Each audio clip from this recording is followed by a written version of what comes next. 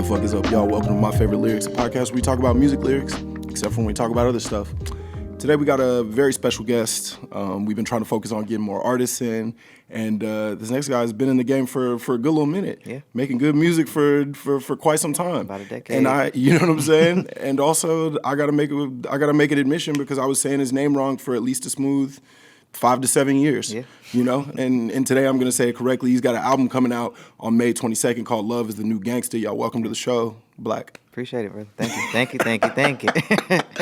Thank you. Yeah, man, that really is real. I was saying it wrong for quite some time. That's common. It comes with the territory. When I created the name in middle school, it was before social media grew to everyone being a comedian. And it was just normal to be but it's spelled like this, and folks just be like, okay. Now we at the part where they're like, but why?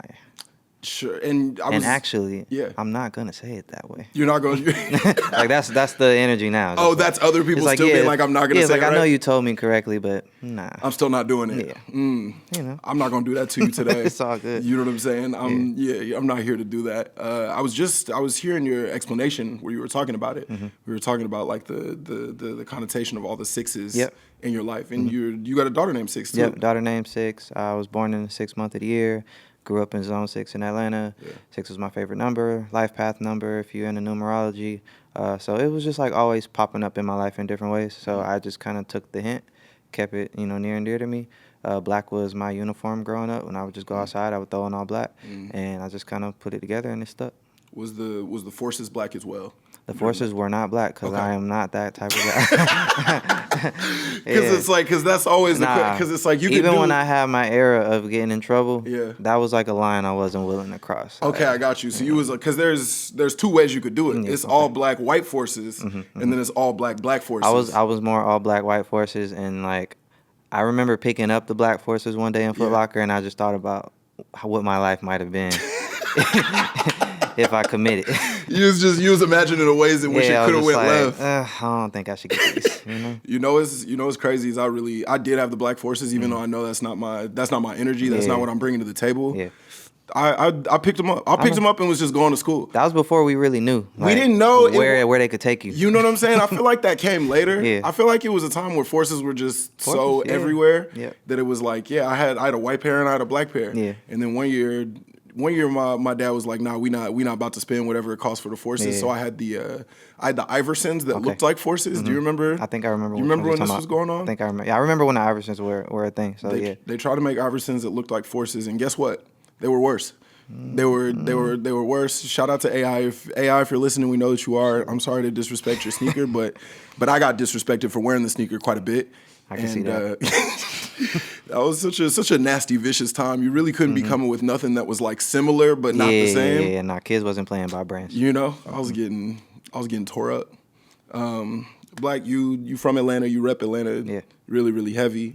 Tell me about young Black, what you was listening to, and kind of what the sounds were around Atlanta at that time. It was forever changing because Atlanta's just forever been changing. Yeah. So I had my Outkast, Goody Mob era. Of course. I had my T.I., Jeezy, Luda, Gucci era. I had my Snap Music era with D4L and Franchise Boys. And then we had a bunch of acronym cliques that were so SOB and it was a whole bunch of different just letter cliques that were making dance music. Okay. That kind of changed into futuristic music with Young LA and Young Dro and Travis Porter. And then that turned into trap music, and I listened to all of it throughout the whole entire thing. My maybe age 15 until 21 was just me in teen clubs, regular clubs, and having Atlanta music just be the soundtrack to my life.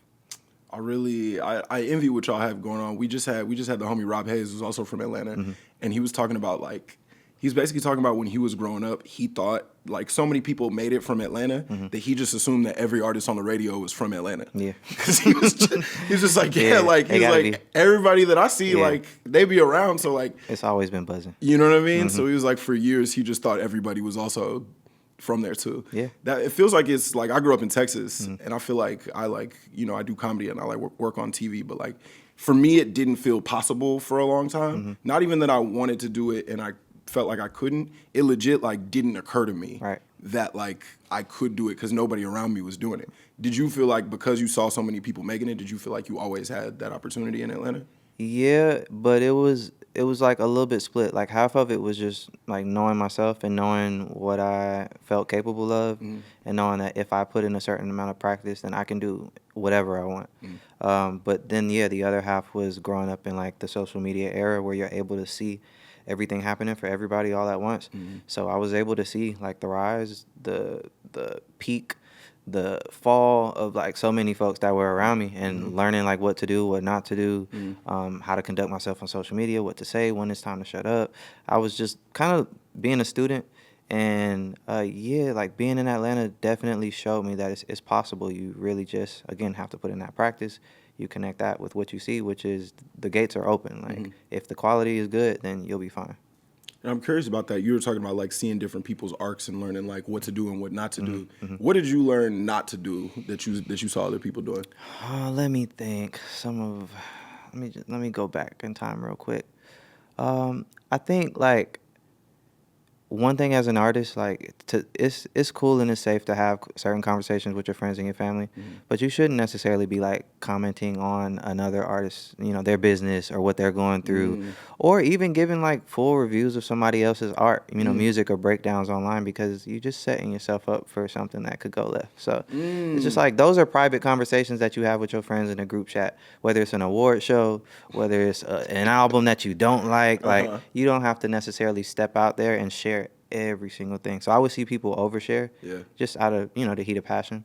And I don't think that social media was like designed for that specific emotion. I hear what you're saying. Well, I think in a sense it was designed for that emotion, in the sense that like that's like people love the mess. Yeah. You know what I'm saying? For sure. People love the like messy shit, but like ultimately, like you said, I do feel like 9 times out of 10, like it's made for that, but there are consequences. So that's the only like trade-off is like, yes, it's made for it. They set it up in a way to just make you want to be like walking down the street eating chips in the house on the couch, and then that just kind of graduates to you ugly, I don't like you either, and then it just continues to just get more and more extreme to where it's at right now, to where it's like, okay. And speaking of which, I just saw you literally just tweeted something today, kind of about this era of what's going on. That it's like I just want to read it for the people, just because I liked it a lot, and it's a thing that I think about. You said, to every artist and person out there, your life and career will hardly just be vertical. The purpose of art goes beyond charts and sales and analytics and algorithms. This shit has to be natural, and shit has natural ups and downs. And the best thing you can do is to create things that are honest, so that you never have to look back and have regrets. Every day you're breathing, you get an opportunity to reintroduce yourself and put something meaningful out into the world. Do the work. Have fun doing it. Everything else is a bonus. Yeah. That shit really... Thank you, bro. That really hit home for me. I hit that, man. I like you, like, yeah, I was spitting on that. No, that one been in the drafts for a minute. It was Yeah? in there, yeah. Today I was just feeling it. I'm just like, I kind of have seen a couple of other artists in the last few weeks just, either talk about just not feeling good about the algorithm or being boxed out. So it's been popping up in conversations, and we talk about it regularly just in studio sessions all the time. Like, we know what we're up against. We know it's not the same as, 2016 and before, where you could just be like, album out now, and all your folks would see it, and it would do its thing. Like now you kind of have to play a game, or you have to figure out a specific way to get an audience back. So yeah, I know it's not fun. I know it's discouraging, and I'm trying my best to just like tap everybody else around me and remind them, like, I know it can suck to again have those peaks and like have to deal with like the ups and downs of it, but it just is what it is. It's nothing you can do but like look at it, accept it, figure out how you want to adjust to it, and just make shit that's cool. Make shit that's cool. That might be the name of the episode. Let's do it. That's it. I mean, that's all you really can do at the end of the day. Yeah. Also, it's like, I mean, I feel like I became aware of you, like you said, probably about 2016, 2017. You're the album with the bear on it. Yeah. I remember learning you had a real bear in the situation. I just saw a bear like last week. Damn, was he like, what happened? It was a grizzly bear. I think it's called a Kodiak bear. They're like kind of bigger than regular grizzlies. Where was this at? Oregon. I forgot what city in Oregon, but it was like some middle of nowhere city in Oregon, and we were shooting for some promo content for a tour. So second time in life that I risked my life with a the, bear. the bear is back. Yeah, the bear is back. And I'll show you the video when we get off too. But Okay. yeah, we recorded like a little promo video. So since it's been 10 years, we just wanted to kind of call back to the first thing that people saw when they got the music. And what do you think, like, in the 10 years, because obviously, like, you kind of came out with a boom when Problems came out. Like, I feel like it was, I'd imagine it was a lot of exciting, Yep. you know? It was crazy time. Shit going on at that. Crazy time. At that time. Mm-hmm. How does it feel, like, what kind of lessons do you feel like you've learned 10 years in from that point to now? Like, in terms of, like, the way that you know, is there anything you wish that you could go back and tell Black from 2016 about, like, how you would approach things? I think it would be more in the realm of like my personal life, and it would just be whatever you're going through, like just figure out a way to continue to express it and like say it out loud and share it with the people who care about you, because otherwise you're gonna complicate your life way more than you have to. And that was like the hard lesson for me in the last 10 years, is just getting out of my head and truly like relying on the folks that are there for me, and just being more honest about things. Like it's easy to just be like, I'm cool, everything's fine, I got it under control, nothing to worry about, I'm not stressed, I'm not depressed. And, you know, just to kind of have that hard exterior just to be the provider or to be the protector. But yeah, I would just say be honest, just be honest. I was a liar. My homie Jordan Temple, shout out to Jordan, he's a comedian. He has this bit about how he'll be really going through it sometimes because he's a Black man. He has access to so many words that make it sound like it's nothing really going on. Yeah, yep. You know what I'm saying? Like he'll really be like really going through it, and then he'll be like, "Nah, I was just tripping." Yeah, It's like, "Nah, but I wasn't tripping. I was having a mental breakdown." Yeah, you can dress it up all you want. It is what it is. It is what it is. I was tripping. I was bugging. It's like, oh no, actually, it's like My heart is broke. Yeah, actually, I'm like going through it in kind of a fucked up way. Yeah. That's what's up, man. I mean, also like, I've known of you. I've been a fan of your stuff since since I heard that first song in 2016. But then in addition to that, I feel like you've collabed with so many artists that I'm a fan of as well, which makes me feel like musically we might be might be in like a similar zone. You know what I'm saying? Sure. It's like you got a joint with Isaiah Rashad and SZA. Yep, of course. Isaiah Rashad is one of my favorite artists. Love Zay. Just overall, he just put the new project out. You also you probably don't know this. Future is probably the #1 artist that we talk about on this podcast. It makes sense. That's that guy. He's really the star of the show. Can you tell me about? You've also worked with Future. Can you tell me about working with him? Yeah, I mean, Future, in every sense, when it comes to music, to me is like Gandalf. He's like a wizard. It's just he says wizard sometimes in his ad libs. He knows who he is. So I think we kind of take his ability for granted, because sometimes it's under the guise of like club music or being on drugs. But at the end of the day, musically, he does something that not a lot of people can do. He is amazing with melody choice. He's amazing with his cadences. He's amazing with just the way that he articulates any situation that he's in. It could be the most simplest scene, but he knows how to set it up in a way to where you see what he's saying or you feel what he's saying. And it's a special talent. I couldn't agree with you more. That man's worse. I couldn't agree with you more. Modern day poet. Literally, here's a joint where he's on I Serve the Bass. He says, I inhale the love on a bad day. Come on, man. I'm baptized inside a purple activist. Come on. He's like, people don't really. I mean, I'm preaching I'm preaching to the choir clearly, but I'm always rooting for him to get even more recognition. And he has an incredible career already, but I just think he should be mentioned in whatever top artists you want to talk about. I think he should be in that conversation. When folks talk about Atlanta too, I mean, obviously artists in general, but I think when you talk about Atlanta, he's right at the top 3. Who else is in that top 3 for you? I know it's such a controversial thing because of the amount of albums he's put out, but everybody knows 3 Stacks is just like, he's something different. Yeah. And when you're something different, I don't care if it's one album. I don't care if it's a duo album. I don't care if it's just guest verses. Like, he's #1 for me for sure. And then, I mean, honestly, at this point, I think Future is like either 1 or the 2. It's not really like when you think of consistency. When you think of, like I said, just he's not not new to music. Like, there's musicality in everything that he does. So I do feel like, you know, he's put up a longer run than most of our favorite folks. And also, I mean, speaking of Atlanta legends, somebody else that's also like actually kind of one of the reasons why this podcast exists, because I kind of just wanted to talk about like music lyrics that I thought were like funny, and it's somebody that you actually have on the new project. Of course. 2 Chainz. Yeah. Come on. Chainz is underrated for sure. Come on.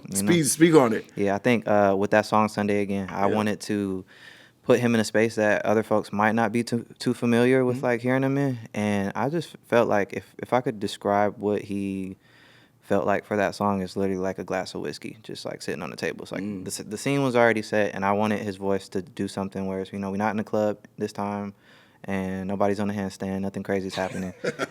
we are at the crib. It's Sunday. The vibes are set. The candles are lit. What is your perspective on this moment? Yeah. And I think he just did exactly what he needed to do. And yeah, Chainz is another one. I love him so much. Yes, sir. I love him so much. He's also just. I always say with rappers, I think there's a fine line between like being funny and being a joke. Yeah. And I feel like Chainz is like, he's perfectly on the right side of it. Yeah. Where it's like he be saying shit that's so funny to me, but he's not like a joke. No, for sure. Rapper. Like when I got his verse back, for sure, there's always a moment where you just kind of laugh and you're just like, he had to say it. He had to do it. You know what I mean? Yeah, like I'm being like all intricate and intimate on the song, and then he's just like, I want to bust all in it. And I'm just like, there you go. There's the moment. There's the moment. You know what I mean? He's, just kind of one-on-one. Yeah, one-on-one. That's 2 Chainz. If you're listening, we know what you are. Yes, sir. Go. We love you. Yes, sir. We love you. Hey, you listening to the pod right now. Are you a member of my yet-to-be-titled fan base, which is a thing we're working on, genuinely? We're in the lab trying to get to the bottom of that. Do you live in New York City? Well, guess what? Got good news for you. We are doing our first ever New York City live show on June 29th. It's going to be at Littlefield. It's going to be a good-ass time, and I'm going to expect to see you there. If I don't see you there, I don't know what I'm going to do, but it's going to make me sad. And that's not what you want to do, right? So go ahead and buy tickets. The link is in the description bio, and it is also on the My Favorite Lyrics Instagram and wherever you find links. That's where the link's going to be. So go ahead and tap in, and we're going to have some very special guests. It's going to be a good time. Bye, baby. Leia.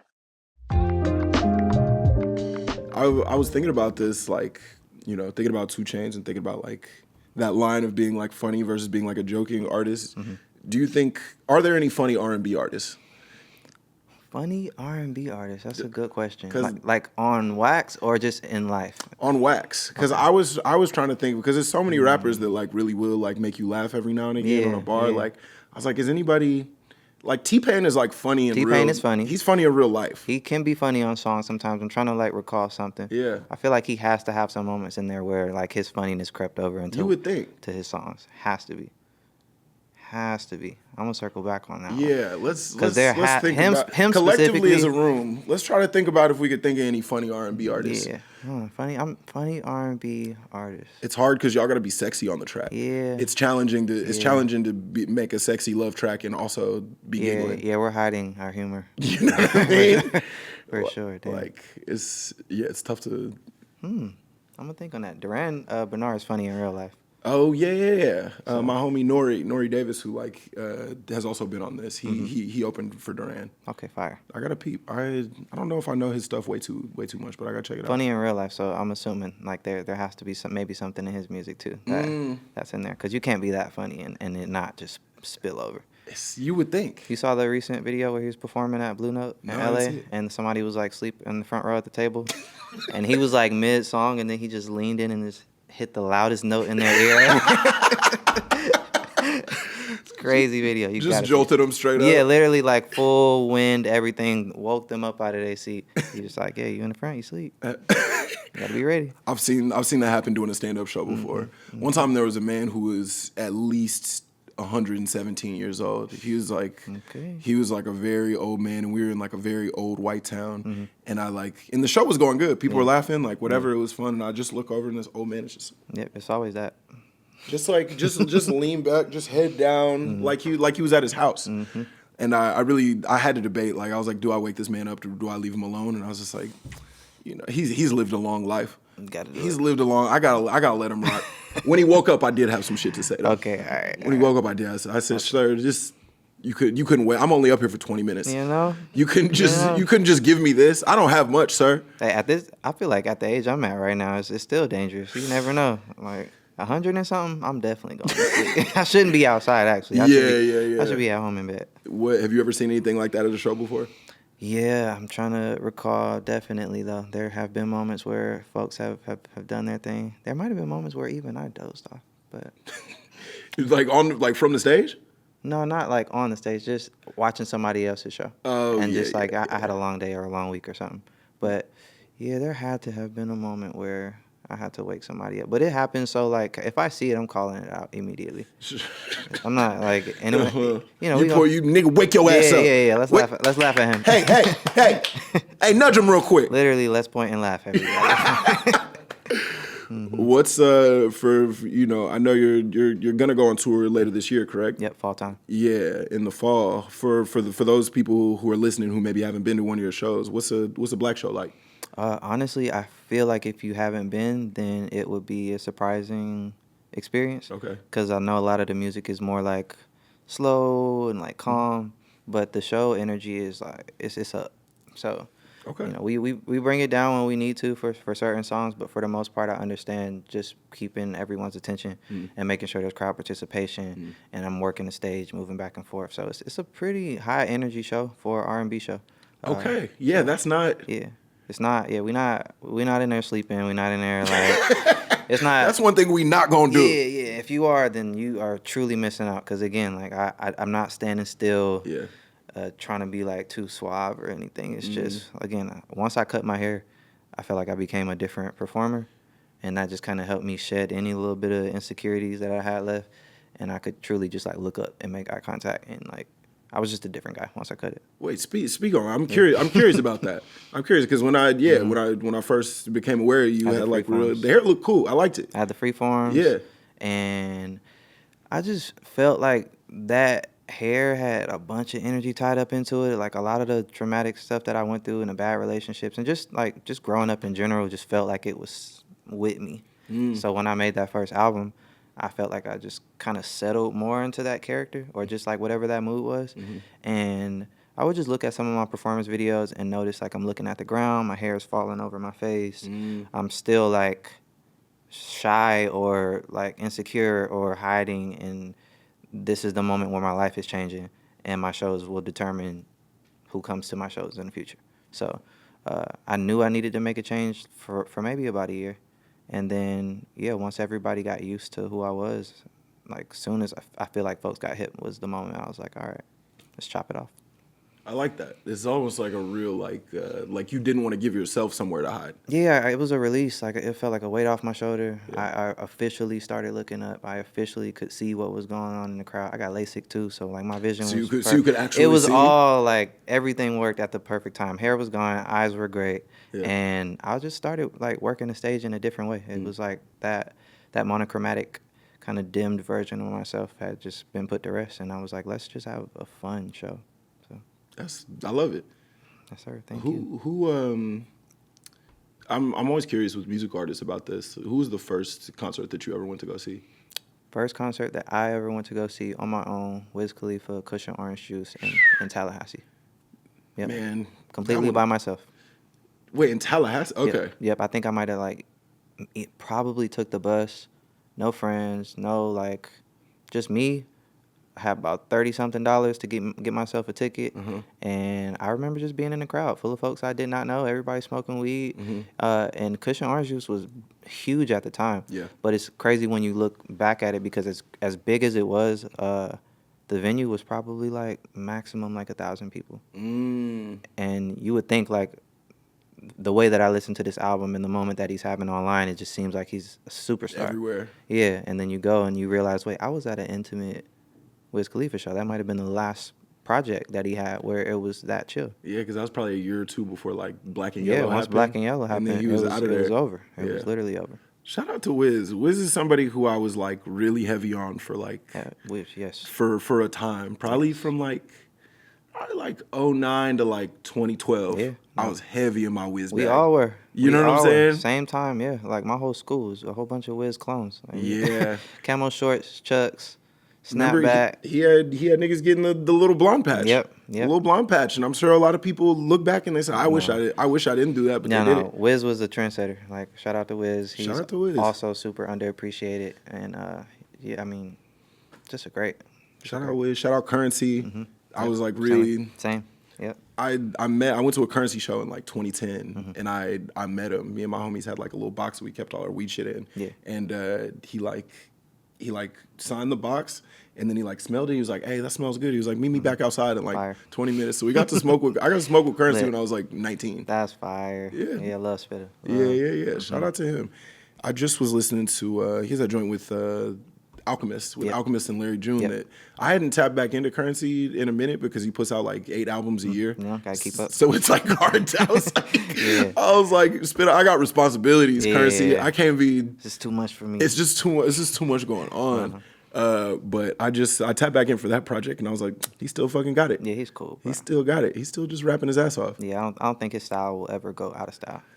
I like that, and I feel like that leads me to like a question that I think about, like in terms of your artistry and like what you see for yourself. Because I feel like in music, I feel like there's, obviously there's a million ways to go about it.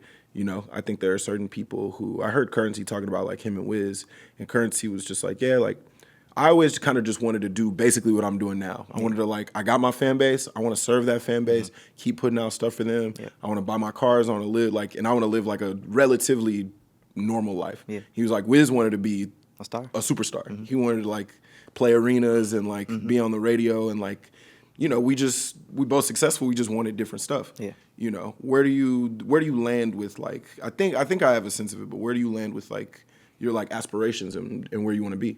Honestly, I have seasons. Like, Yeah. I do feel like at the root of it, I only care about the folks who respect my journey and can like hear what I'm talking about in my music and understand my growth and know that this isn't always for radio and it isn't always for charts and it isn't always for sales. Like, this is something that I do to help myself and to also help other people. So on one hand, like that's kind of where I rest, but I'm also a fan and I'm also a consumer and I'm also a competitor. Like, I come from battle rap. Like, I know what it is to have a season where I'm just like, actually, I'm better than these niggas. Like, or, I want to show flex a different muscle or do a different thing. Or maybe I do want to like get a nomination at this award show. So I have seasons where it just kind of switches and I can get in a mode to where I want to produce in a different way. So it rests with my core for sure. But then I'll have moments where, the ego just kind of flare up and you're just like, I want to do a little more. It kind of has to. You know? Like, I feel like that's part of all of our journeys. Yeah. Where it's just a little bit is enough. Just a little bit of ego, not too much. It just can't take over your whole. Yeah, just a little bit to keep you sharp and to keep things fun and exciting. So, yeah.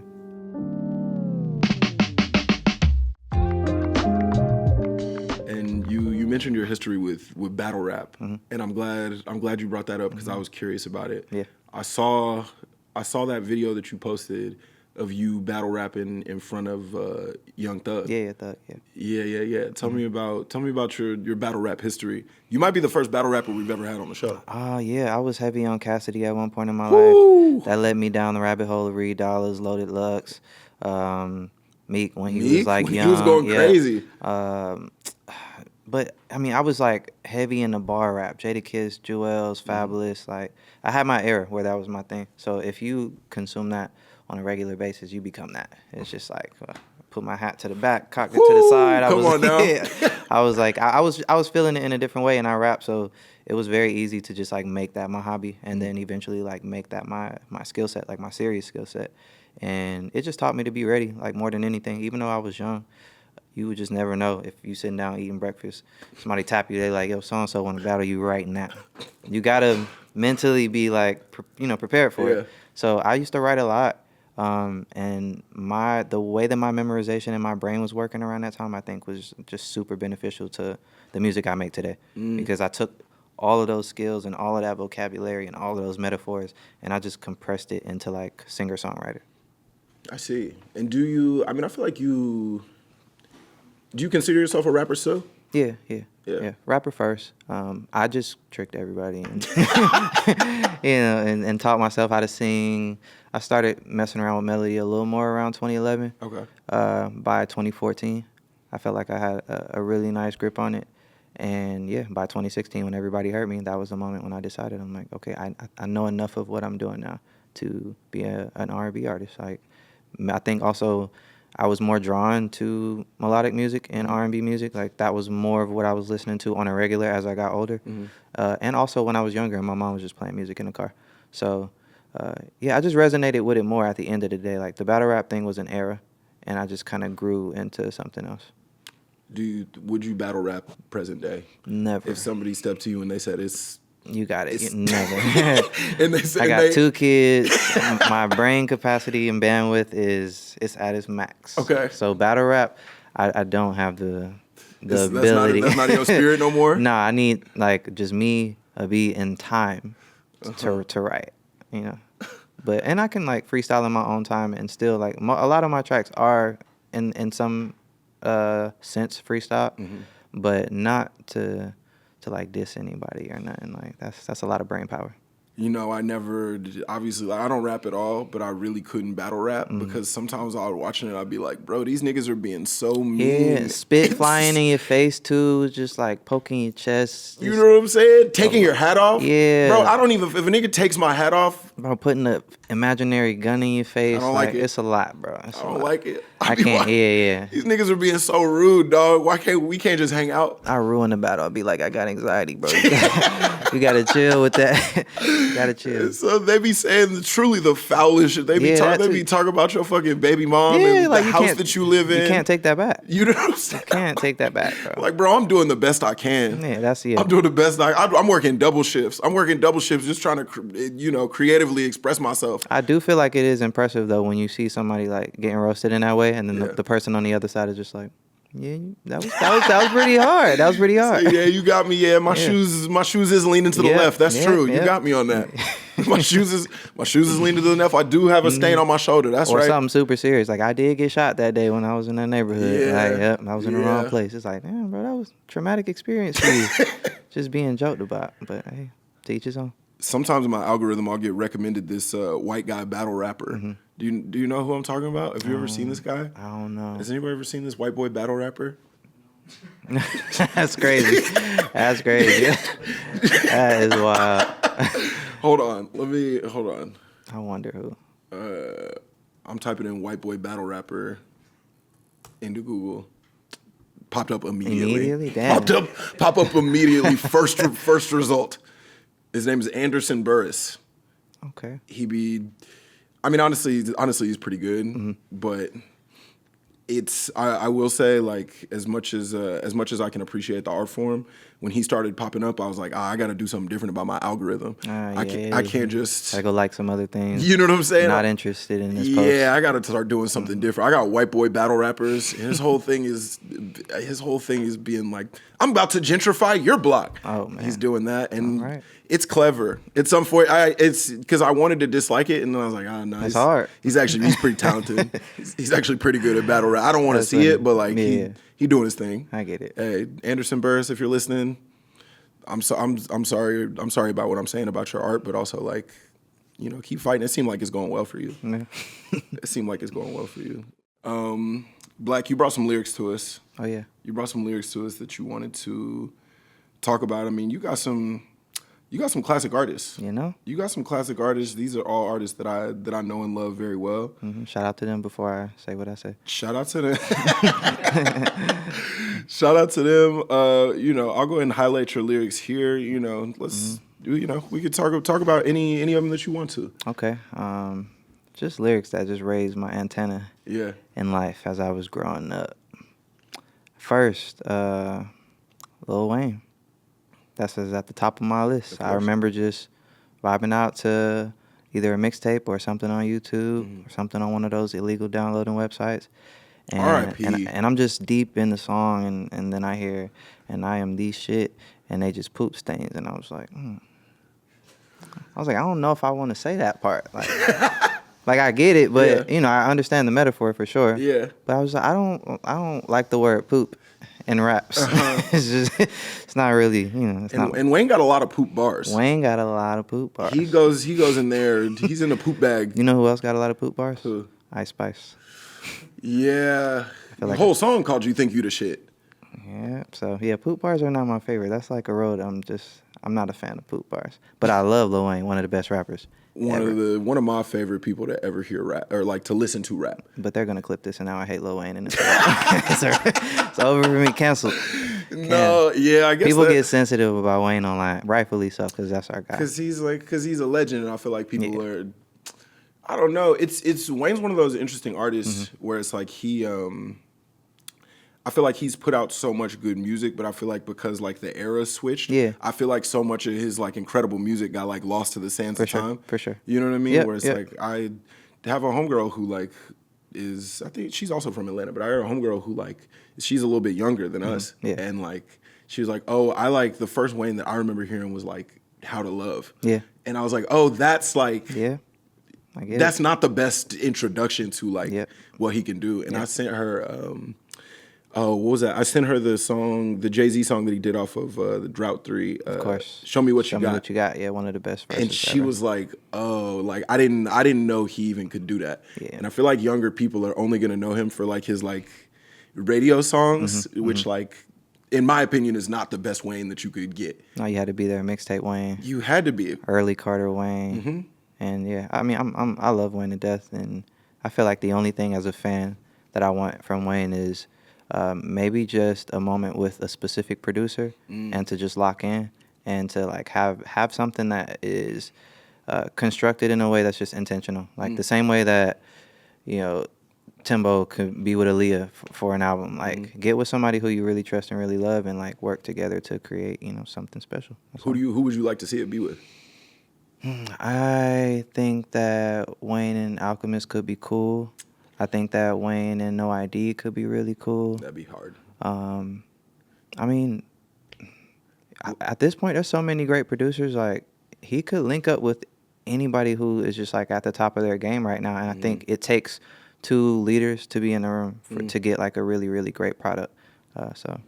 Okay, can I suggest something that I feel like could kind of go crazy? Wayne Project, all Tyler, the Creator beats. That would be lit too. I feel like a little 10-piece. You know what I'm saying? Just like maybe a little EP. Don't even got to be nothing crazy. Yep, it could be 4 or 6 songs. I just feel like when those two link up together, it's always like they got a real special chemistry. I feel like I've heard them kind of go crazy together a few times. Yep. Yeah. No, agreed. Anyway, continue on. All right, next is gonna be from our brother Young Thug. Thugger. Digits. The highly debated line, "Hustlers don't stop, they keep going." But often mistaken as horses don't stop. They keep going. Both are true. You know? So I'm not too mad at that one. Wait, I gotta put it on real quick. Yeah. I gotta put it on real quick just to revisit for the room so that we could all. Yeah, and I know him, so for me to mistake it as horses, I'm like, damn, we all heard horses. Tell me about how long have you known Thug? Because I know I saw you rapping in front of him. That was our first encounter, probably like 2010 or somewhere around there. Okay. And then when things just kind of happened for both of us in our career, we ended up meeting up years later, maybe 2018 or 2019. And he was just like the one I would pull up to because his studio wasn't too far from my crib. And sometimes it would just be to kick it. Sometimes we would make music. Sometimes we would share stories. Sometimes they would be playing video games. Sometimes we would get ridiculously high. And I just like to check in on them. I felt like I was a different type of friend to have around during that time. So I just feel like if I can come around and offer any type of advice or just a different type of energy in general in the room, like I just want to be around folks who I appreciate. So we linked up around there. We made a whole vault of songs. So y'all got a bunch of like. We got a whole bunch of demos that have never come out. Do you think the world might ever see them? Possibly. You never know.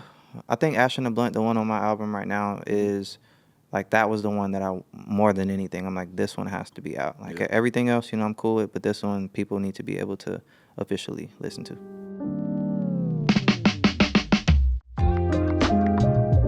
You know who did that to my lyrics? Who's that?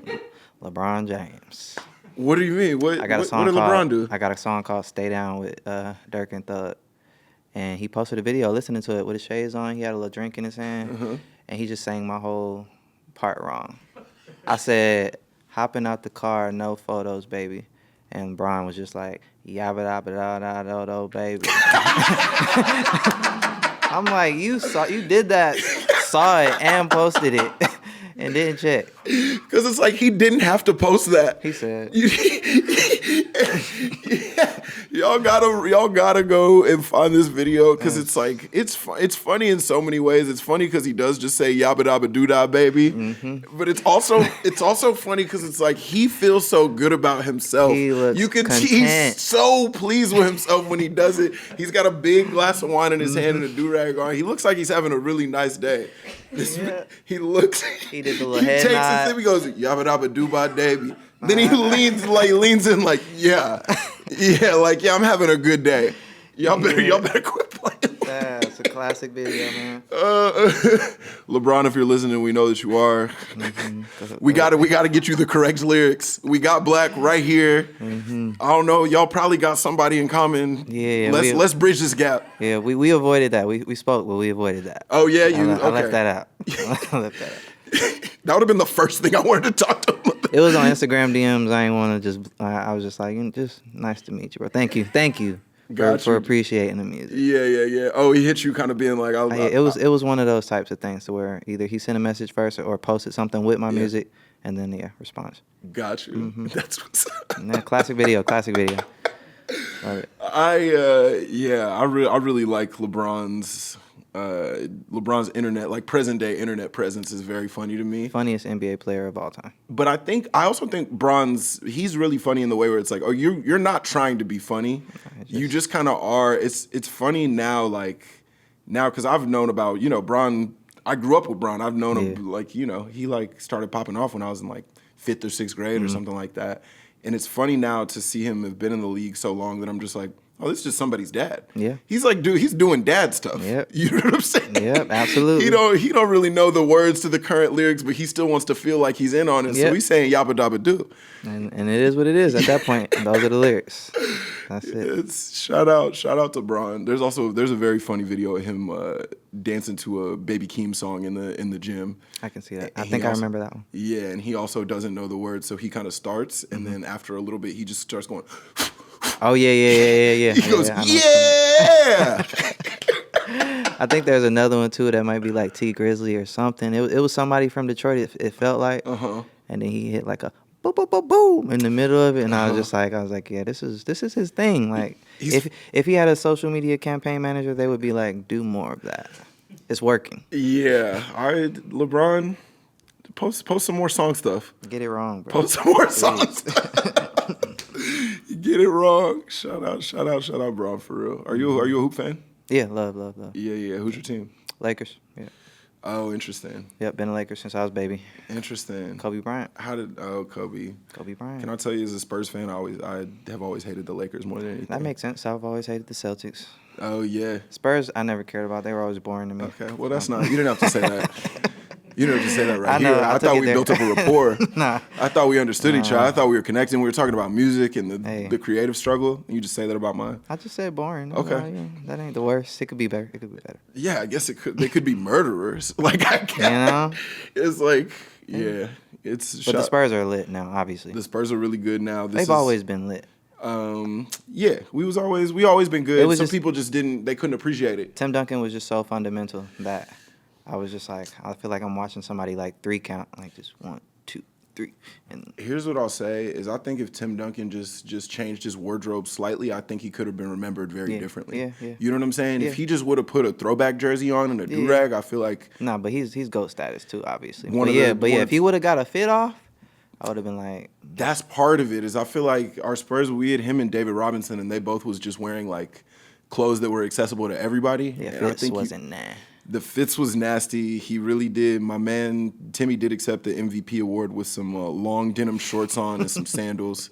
And I couldn't defend that. Couldn't tell you. He's happy with himself, man. And then we got Kawhi, who nobody knows anything about, despite the fact that he's like... That laugh. We got a strange history with superstars. I'll give you that. See. No, I'll give you that. I'll take back the word boring. I'm gonna say just interesting from afar. Wait, and also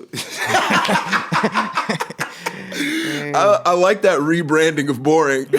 I like it's just no, you're not boring. You're interesting from a distance. Yeah, I'm just stay up. You're an enigma. That's what it is. Yeah, that's all. And then you got one more bar that you brought to us that I feel like we got to discuss. This is from my favorite song by him. Oh yeah.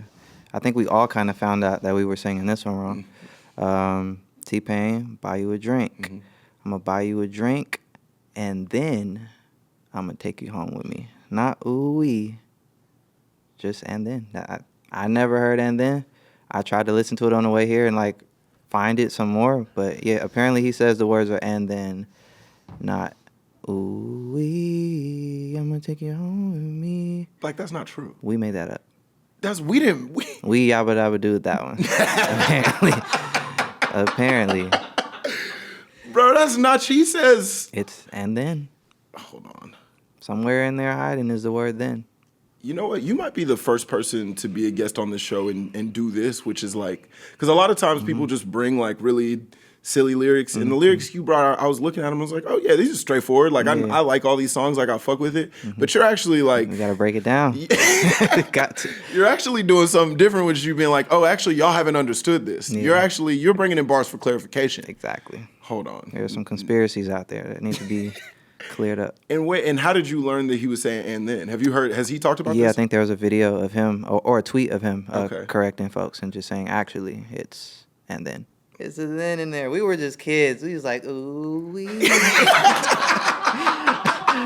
It just felt good. Yo, this is fucking me up. I've probably heard this song 1,000 times, maybe more than that in my life, and I never noticed that until right now. Yeah. Life is a lie.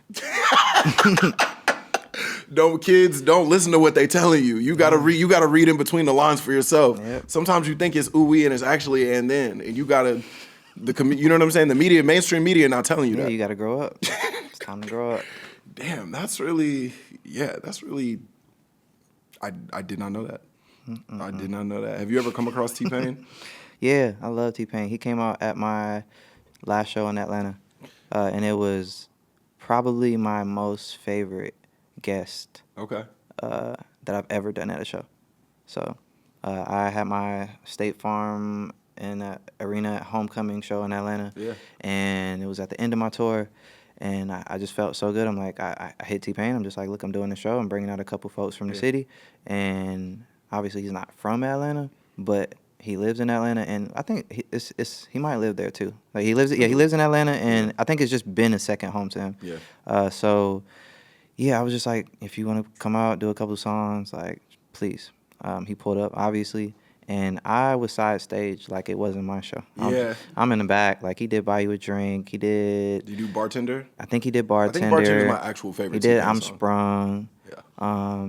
He did. In Love with a Stripper? I think I can't remember if he did In Love with a Stripper, but I know he did like the Everybody Hands Go Up. He did a little bit of. It was like a nice medley to where you got the old, you got the middle, you got the new, and it was just super fun, bro. It was like the most fun moment of that tour for me because I just got to sit back and just be a fan. So that is really cool. Is there anybody that you haven't seen live that you still feel like you want to? And also, I want to know what the best live concert experiences that you've seen that hasn't been one of your shows has been. Okay, someone that I haven't been to that I want to see. That's a really good one. Maybe Sade. That would be like a nice, pleasant experience. Like I wouldn't be burnt out by the end of it, feeling like I was in a mosh pit. Like I want something that can just be memorable and be easy. So I feel like Sade would be a very beautiful experience to see. I feel the exact same way. I wish I would have seen Michael. Yeah. That's at the top of anyone's list, whoever did, for sure. Yeah. I also think like any of those artists, like they all got really big in the, in the 80s. Yeah. They got really big in the 80s, and I feel like there was a different type of mystique. So it was like, there was nowhere really, you would see them on like TV and like in magazines. And that was it, yeah. And that was the only time you could ever see them. So I feel like there was a different type of mystique of like, this is the only time I could see this performance. I got to go all out, You know what I'm saying? And I feel like Sade is another one of those for me. That was something that was like on in my house a lot when I was a kid. Yep. And it's just music that like reminds me of growing up, and it just like makes me happy. Yep. And also she never tours. Yeah. She don't really go nowhere. I forget. She like lives on an island somewhere. Yeah, too bad for us, but great for her. Yeah, I mean, yeah, she seems like she's living an incredible life, but I want her to do one more. Sade, if you're listening, we know what you are. Just give us one more. I'll pay whatever it costs, whatever the seats cost. Yep. I'll be there front and center, and I'm gonna have linen pants on and some sandals, because that feels like the right type of attire. I'm there. You know, I'm gonna be over there. I'm there. Yeah, those are folks I haven't been to that I want to see, and then shows that I've been to that have been amazing that aren't mine. Don Toliver. Oh shit, yeah. For sure, one of the best live shows happening right now. I'm gonna go see him tomorrow in Atlanta too. Oh word? Yeah, I saw the last tour, which was Hearthstone Psycho. I shout out Don Toliver, Don another Texas boy. Great show. Like, just it's a lot going on. It feels like you're at a carnival, at a party, at it just feels like everything happening at once, but in the best way. Like the pyro, his stage presence, his vocals. The last tour, they had like a metal cage that was like a sphere, and they had dirt bikes riding around on the inside. Damn. I didn't even understand He's doing how that worked. It was crazy. So I know this tour will be fun. So, man, yeah, Don has a great show. Shout out Don Toliver. I'm not a strip club guy at all. That's not my journey, but somehow I keep ending up in there, which makes it sound like I do like strip clubs. You might need to admit That makes it sound like I am a strip club guy, but really what's happening is my homegirl, Punky's always judging strip club competitions. Okay. And she's always like hitting us up to be a part of it. Okay. And I ended up I was truly at a strip club with Punky literally a week ago. And one of those, it's like 10 different girls like competing or whatever. One of them danced to this Don Toliver song. And you ever like just hear a song in the perfect moment for the thing that's happening? I get why this was made. You know what I mean? And I don't even think of Don as being like a strip club artist. And in that moment, she was dancing to the Don Toliver joint, and I was like, this shit is perfect. It's the greatest song ever. You know what I'm saying? I was like, I gotta download this tonight. Yeah. All of a sudden, I like strip clubs again. Hey, you hear what he's saying though? Shawty, she popping it. Come on. Yeah, I guess it makes sense when you hear it, but I guess I don't know. I don't think of him in that way, but yeah, that shit was perfect. Great show. Before we get you out of here, Black, we're gonna listen to a voicemail real quick. Okay. So if you grab these headphones.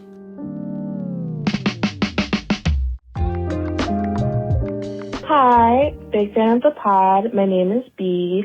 I'm calling with 2 lyrics. The first is P.D. Pablo's Freak a Leak. It's where he says, I need a girl I could freak with and want to try shit, and I ain't scared of a big dick, and let her get her pussy licked by another bitch, because I ain't drunk enough to do that shit. Jeez. That was 2004. Then we get to Lil Wayne Pussy Monster, where he's like, girl, you cold, let me suck out your flu. That was 2008. Yeah. So really, I bring these 2 lyrics because I have a question. What is the history of pussy eating in rap music? What happened in that last Bush presidency that like changed the way that we think about and talk about eating pussy in the public forum? Really, I just want some history context. So yeah, thank you, Devin, big fan. Hopefully you and the esteemed guests can help me out because I just want to know. Thank you. Bye. Damn. Wow. She's asking the tough questions. Wow. God damn. This is, I'll say, you know, you don't know this, but like most of the time, people might just be like, they might just say the P.D. Pablo line and be like, I just thought it was funny he said that. She brought up 2 different examples, and it's just like, all right, can you tell us the history of pussy eating from this administration and how it changed from the Obama years to where we are present day? Oh my God. That's I forget what she said her name was, B or B's. Yeah, something like that. We might have to break out at like a half an episode just to talk about this specific thing. I need some research. You know, I do feel like, just generally speaking, I do feel like it used to, you know, when Freak a Leak was coming out, I was not doing any sexual. I was a full virgin. You know what I mean? Because I was like 12, so it's like I didn't really have none of this going on. I just was kind of listening and knowing the bars. But it does seem like there was a shift. It does feel like there was a long period of time where like rappers from that era were like, I don't. Yeah. Honestly, Wayne might be the catalyst. It could be somewhere in the Uncle Luke. Oh, was he talking about that? For sure. Uncle Luke was saying, Miami, eat it? Yeah, Miami was on some. They was on some freak shit. Yeah, Trick Daddy, Uncle Luke. Yeah, I don't know. There has to be a moment, but that was like a half an era before us. Yeah. Like, we just missed it. Like, I heard it, but I knew not to say it. Oh, like Uncle Luke and all that? Yeah. Oh, yeah. That was getting played. My older brother's 12 years older than me, so like that was like his generation. Yeah. But I wasn't really outside, even as a kid, when like that was popping like that. But I feel like for our generation, for people who are like our age, I feel like Wayne was he's been down to go down. You know what I'm saying? And I feel like he's been. We were singing Pussy Monster at school like it was appropriate, bro. Yeah, of course. It was bad. Of course. Wayne's got quite a bit of pussy eating bars. Girl, you cold, let me suck out your flu. Hey, Wayne, I'm just gonna say I don't like that one. That one didn't work for me. I don't like the imagery that it brings up in my mind. I'm glad that y'all having a good time, but don't get the flu from the pussy. That's not who wins there. I guess her, but it's like he's also talking about the pussy like it's a snake bite. You know, he's talking about it like it's a snake bite and you're in the jungle, and he's like, all right, there's only one way to solve this. Yep. You know, what a special mind. What a special mind and a special artist. Yes, sir. Yes, sir. Shout out Wayne. I'm a huge fan of you, but I didn't like how that one made me feel. I'll just say that. Also, Danny Brown has a whole song about eating pussy, and that was the first time that I'd ever heard. That might be my favorite Danny Brown song. Oh, shit. It's literally a song just called "I Will," and he's just being like, that guy doesn't eat pussy. Guess who does? Danny Brown. Damn, you freaked out. You freaked out. You know what I'm saying? All right. Anyway, Black, you got the album coming out. Tell the people about it before we get out of here. Yeah, Love is the New Gangsta, May 22nd. Concept isn't really something that's brand new under the sun. Just cool to remind folks that love is the coolest thing that you could promote. It's the coolest game that you could be a part of. It's the coolest thing that you could rep. And it's not just, romantic love. It's love for your family, love for what you do, and just keeping love like at the base of your life. I think it's just the most beneficial thing that we could ever keep at the front of our brains. So yeah, I'm just in that era right now where I just want to continue to push love, and this new album is me talking through the ups and downs of it, but how regardless of how it might feel sometimes, like I still choose it every day. That's beautiful. That's a beautiful way to get out. Yeah, right after pussy, just pussy, they go hand in hand. I think, there's, like you said, it's a lot of types of love. Yeah. Y'all be sure to go check the album out whenever that comes out. It comes out on May 22nd, so y'all be sure to go peep. And Black, appreciate you pulling up, man. Thank you, brother. Appreciate it. Bye, y'all. My Favorite Lyrics is a production by Disco Nap. If you guys like what you hear, leave a review and tell a homie about the show. And make sure to follow us at My Favorite Lyrics Pod on all social platforms, except for Twitter. We offer that. You can learn more about this week's guest and the My Favorite Lyrics team by checking out the show's notes. And thank you to the guys that made this show happen. Executive producer Lauren Mandel, producer Carmen Kerrigan, our editor Nicole Lyons, Fringe Podcasts, who engineered this episode. And yeah, you can listen to My Favorite Lyrics on Spotify. And with Spotify Premium, you'll get no ad breaks. Check us out on there.